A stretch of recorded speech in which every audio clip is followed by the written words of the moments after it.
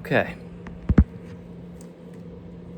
So we want to talk about wilderness, and we're going to keep coming back to this idea of wilderness as more than just places on the map, more than just parcels of land that have been carved out of, as we talked about last week, national parks, national forests, grasslands, wildlife refuges mostly, and to a lesser extent some big recreation areas out west.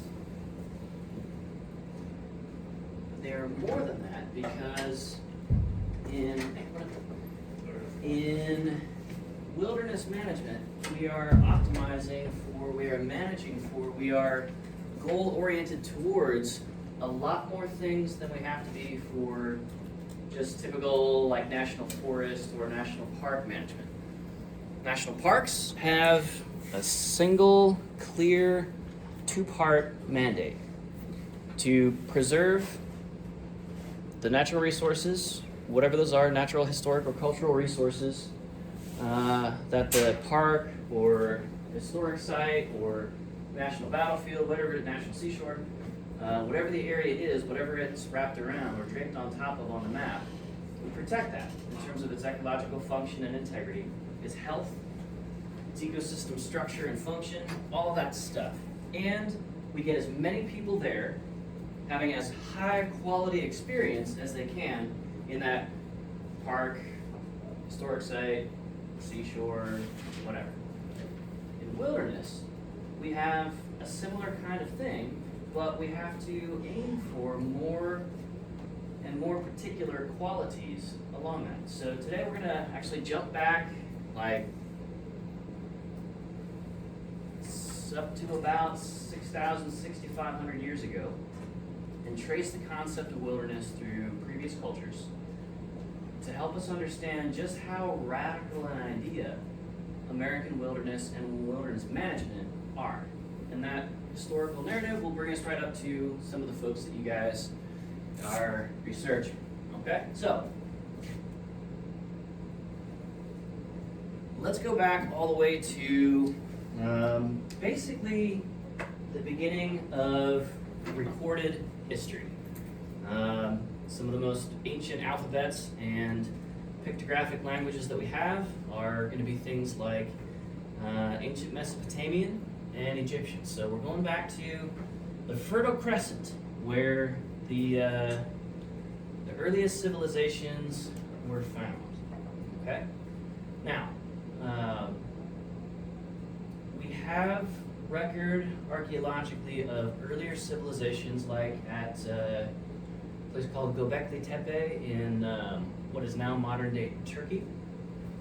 That goes back around 17,000 years, something like that. But we don't have a full enough picture to really understand what those early structures were really for. Even today, there's really active debate on, like, is this a permanent settlement?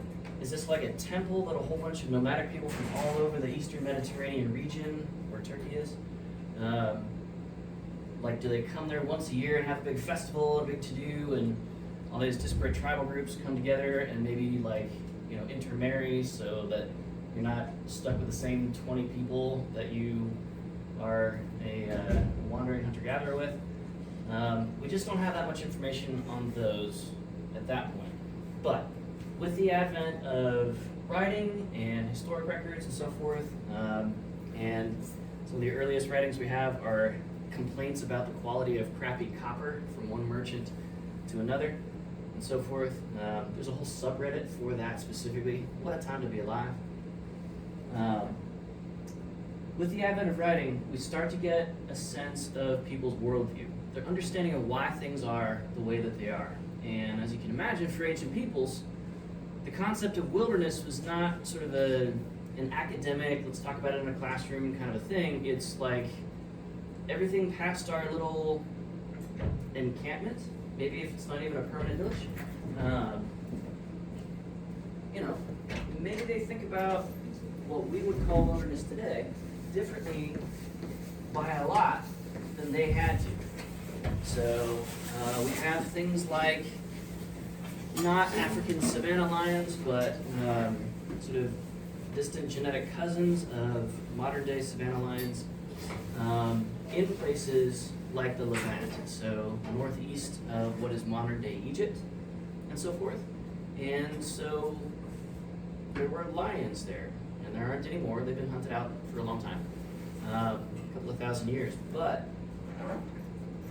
the concept of going from your dorm to Lent to here to sleep and feed yourself, and essentially, you know, as students, you guys are doing the work of learning. It's your job right now. They didn't really have that. It's like step out of the tent and step behind the perimeter of our encampment, or maybe at places like Göbekli Tepe, if they were permanent settlements, out beyond sort of whatever outer perimeter wall there was.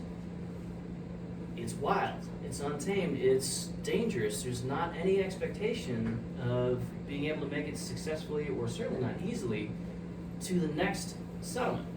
And in the case of, you know, migrant or itinerant hunter-gatherer groups, which is a whole lot of people 6,500 years ago, there's not any guarantee that you'll even run across them in any sort of scheduled or anticipated way. So trade can still happen, but it's a lot more random and so forth. So wildlands is a completely different idea for them than what we see now. So going back to, let's start with, Egypt. Everybody's heard of ancient Egypt, right? Pyramids, walk like an Egyptian in the 1980s? Okay. The Egyptian worldview or understanding, at least as it's received to us thousands of years later, right? We have one story. The stories that were recorded in hieroglyphs and pictograms in official buildings and so forth. Now, there is a little bit, interestingly, of graffiti. So there's social commentary even back then, like people were tagging stuff and being what we would call today punk as fuck. But most of our received story in our case on wilderness is going to be from things like temples. So their sacred texts were not so much in books like we used to do before computers. So like chiseled into a wall and then painted with ochre and other natural pigments and so forth. So for the Egyptians, there was the cosmos, like all of reality. So the stars, the heavens, the earth, hell, if that's a thing for them, the afterlife, whatever that looks like. At its most fundamental, wilderness was kind of half the entire equation. So there's Ma'at, which is order, balance, civilization, safety, predictability. And then Isfet, or chaos, disorder, and specifically wilderness. So the ancient Egyptian map, if we can draw it, is generally pretty simple. We've got civilization, and in their case, mostly along the Nile River, which flows north into the Mediterranean. So lower Nile and then upper Nile, pointing down towards sub-Saharan Africa. Upper Nile, lower Nile, and then along the way, a whole bunch of what become settlements, with the invention of early agriculture being centered on the Nile River annually flooding its banks, leaving a whole bunch of nutrient-rich silt taken up to a couple of thousand miles from the headwaters and sort of deposited along this thin green strip throughout, okay?